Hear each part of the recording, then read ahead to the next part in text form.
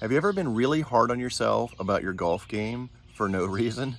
Trust me, I've got a great story. I was giving a lesson the other day, and normally with a lesson, I've got a club out. And so I pulled a club out of my bag. I was raking balls. Well, a little later on, after the lesson was over, there were some balls left. I said, oh, I'll just hit a few. And in my mind, I'm hitting an 8 iron. I'm like, oh, wow, hitting an 8 iron. I'm like, wow, it's just not going as far as I want. I don't understand. And so then I was swinging a little harder, and I'm just like, my 8 iron normally goes 150, or close to 150 if I hit it. So I kept swinging, hitting more, and I'm like, wow, man, maybe I'm just not hitting it today. Well, like, what the heck?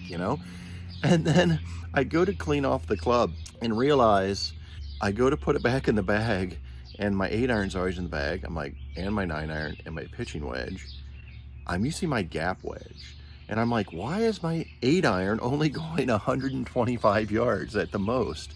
And I'm like, no, it was my gap wedge.